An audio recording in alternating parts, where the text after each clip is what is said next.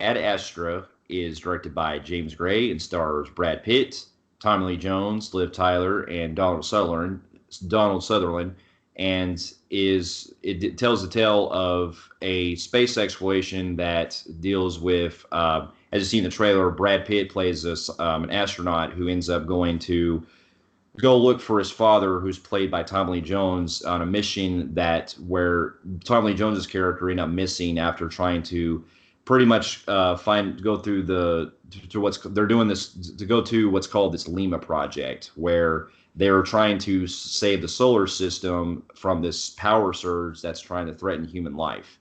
And along the way, there's a lot of there's it basically deals with Brad Pitt having to go look for his father while also discovering more of what's going on with this mission as he starts to uncover the pieces surrounding the mystery, what happened to Tom Lee Jones.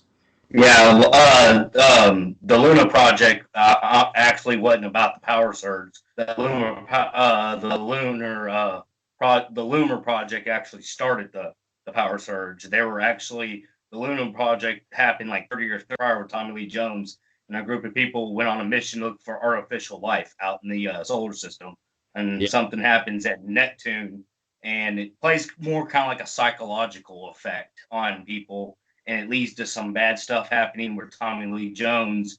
And basically, like you just now stated, that's when you get Brad Pitt, who's the son, who's working on these big old towers, and some power surge starts happening to the planets and nearby other planets, and their goal is to go figure out, like, you know, put the pieces together into what's causing it, which leads to something that happened prior with Tommy Lee Jones's character yeah. and his band. And now here's a little backstory. Now this movie, I'm a big fan of these science exploration movies and these space movies where they deal with exploration stuff. I haven't fully watched 2001: A Space Odyssey, but from what I've seen of it, it definitely paved the way for these type of movies that deal with a lot of space exploration stuff. And Yeah. they show like a lot of groundbreaking with not only how they deal with their special effects, but also how they tell these type of stories. Yeah. And the movies Now, that come to me, mind when it comes Justin, to and I this, are really good about going to theaters to see these type of films, but this is one of the rarities when a big film like this. We ended up getting. He had something going on. I had something going on. I was busy, and by the time we had any type of, I think we were taking kind of a little break, and by the time we were back at it again, it was already been in three theaters for like almost a month. So we just decided to just wait until we were able to see it, in which we have today. yeah, Upon seeing the film, yeah, upon seeing the film, I will say that it was surprisingly, I heard a lot of mixed things with people, and shockingly enough, I actually thought it was pretty good. I do got some flaws, but it was a pretty solid film. yeah, I did. I liked it too. It's definitely because going from the trailers, I figured it was going to be kind of like that. Those other type of space movies we get, like Interstellar, Gravity, and all them, which is a good thing because I like these type of movies. But Yeah. after upon seeing the film, I can say that this movie takes like a similar angle to some of those, but does it in a different way to where it plays more of a psychological type like vibe with it, where it's dealing with more of a Basically character trying to study. do its own thing, which I tremendously respect. So it ain't copycat in other movies. Yeah. And I heard, and that was another thing that kind of stopped me from going and seeing it in theaters. Is a lot of people told me this movie was incredibly boring. It was just more of a driven movie, and this, I don't know what kind of fucking movie those people saw, because this movie did not do that. I thought, like, going into my pros, I thought the story was great. It plays kind of like a psychological thriller approach to it, and I don't want to spoil it because it, there's a key thing with Tommy Lee Jones, and it takes more of a, if you took just snippets of Event Horizon and put it into some normal real life event type thing. You get what I'm saying with the whole psychological losing your mind kind of Yeah. thing. Yeah.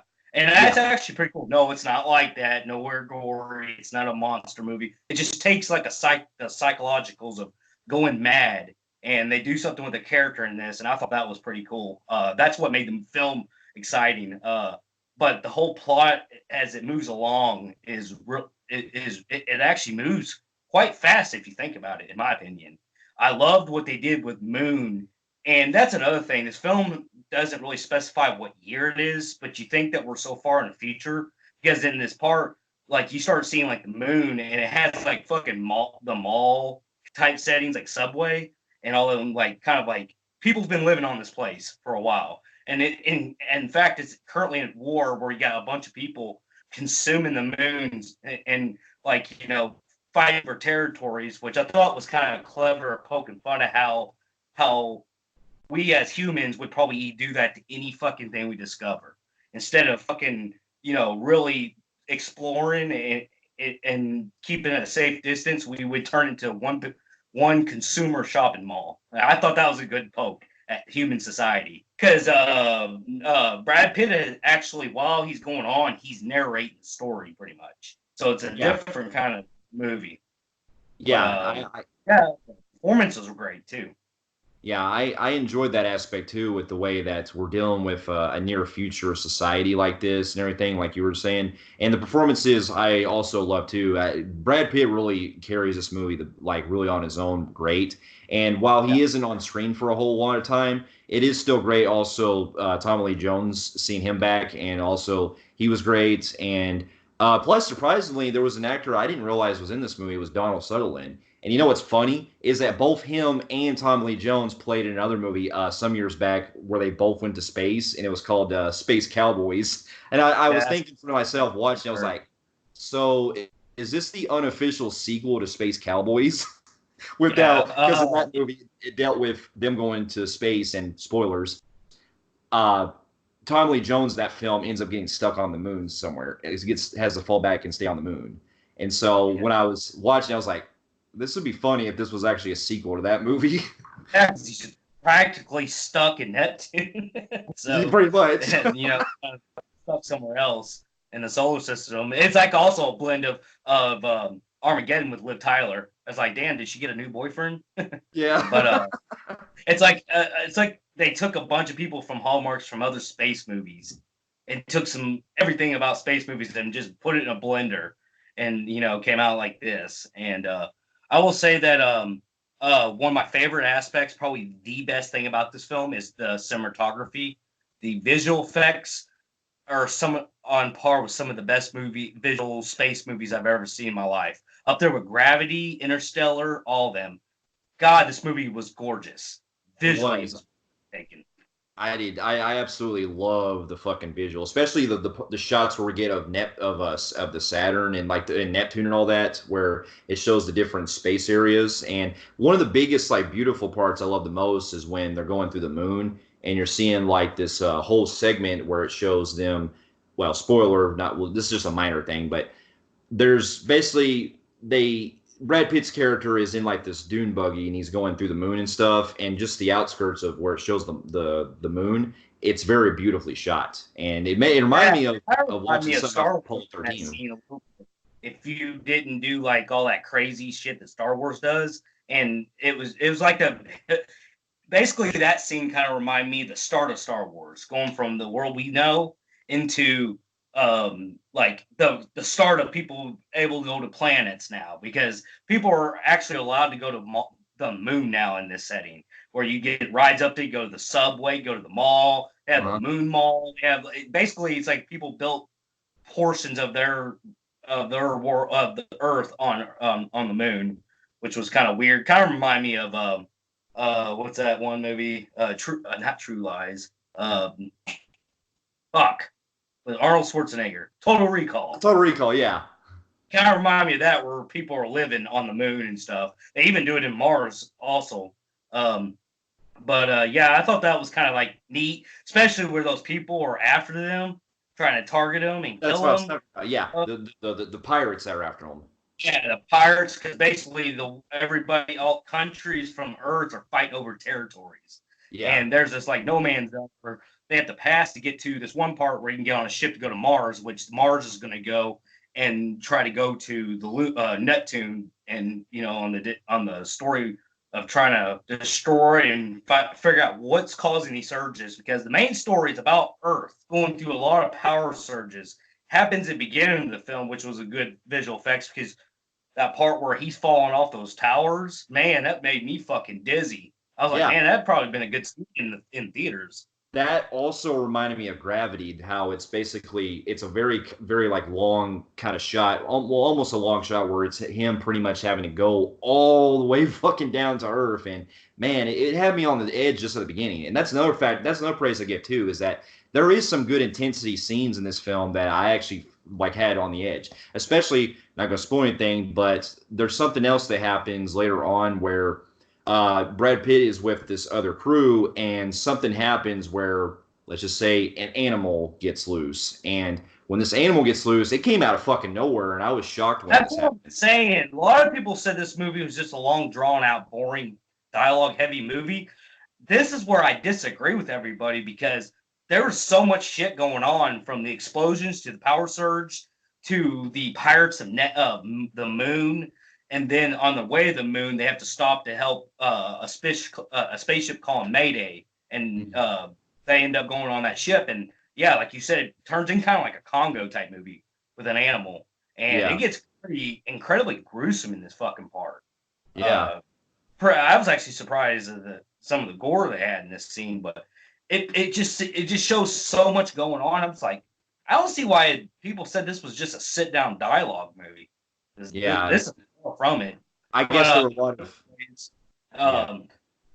um, like we said earlier, the cast was great. Tommy Lee Jones was another great one, and there's actually, going to his name, I'd like to bring up another pro I have. There's actually quite an emotional tone towards this movie, especially whenever you see Brad Pitt. You know, he's supposed to play this guy who's got to ignore logic so he can do missions without psychological issues. And as he goes into, like, throughout the story, and he's getting closer to find out truths about his dad, especially when he goes to his dad and what happens towards the end, it's pretty fucking sad. It is, and I do like the way that the film does reach its final climax with that, when we finally get to when they actually meet each other one on one. And we'll leave it at there, but let's just say it does leave you on the emotional side that I thought worked. Now, I do have a small. Now, if I have a con with that, though, there is one thing I will say, is that on the writing standpoint, I do feel like it was a little bit. I want to say like the. I'm trying not to spoil anything, I, but let's just say that I got the it's word something for that it. kind of counteracts with it. Yeah, I got the thing for you on this one, and I had the same issue too. It's kind of like a pro con. The way how fast it moves at the end kind of makes the whole mission almost pointless in a way. Like, because they didn't spend a lot of time in the scene where they could have built on the father son relationship. Instead, they move things at more of a faster rate, to where you get the official ending with the father, what he does. It's like, damn, Dad, you wasted my time driving all the way to fucking Neptune when I could have just agreed with those other guys and just blew you away. I mean, that's what I'm saying. That's one of my complaints about it. Yeah, but and I also felt like um there was like a something that I felt like they bring in a major character moment that comes into play, and that they bring up earlier in the film, and we don't necessarily like get any resolution on it per se, like as far as what they build upon on it. Like, that Yeah. character she meets, that he Um, meets that one girl. Um, yeah, exactly. That, and now we're in our cons. By the way, we didn't say that. But yeah, with that ending, I had an issue with a little bit. Well, I loved it and hated it. It's kind of like a mixed on that one, but it was emotional.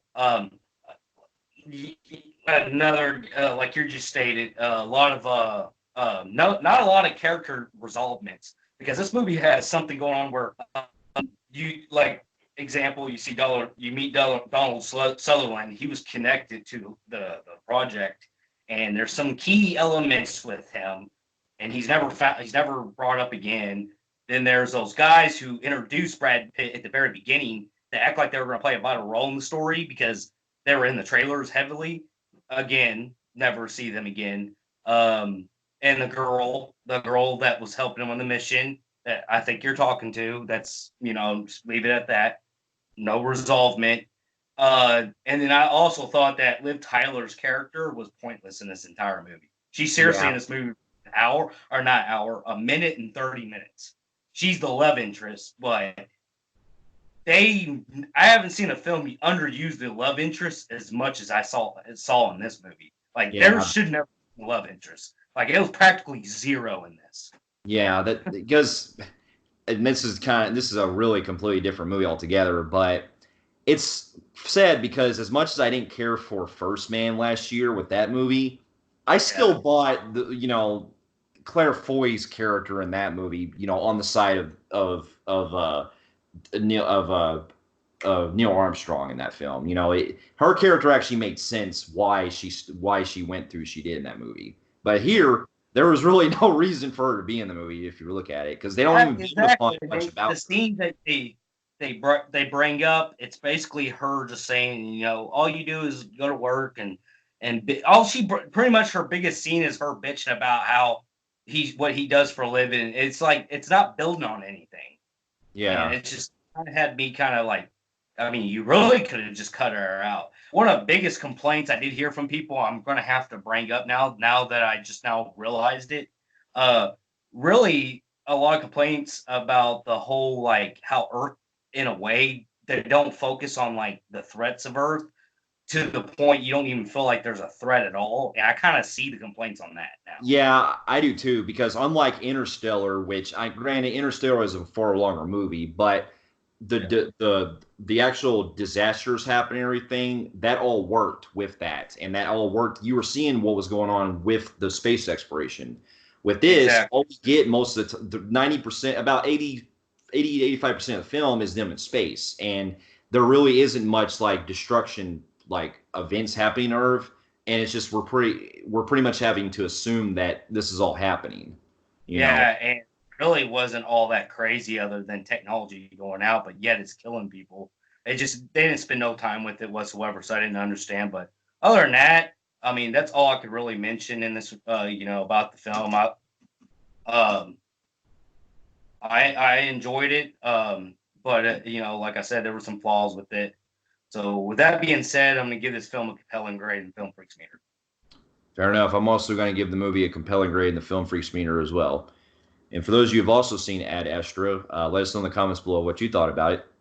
And if you like what you see here, you can feel free to like and subscribe to our channel and check out some other reviews here and our website at filmfreaks.com. And we'll be seeing you in our next review. We'll see you later. Later.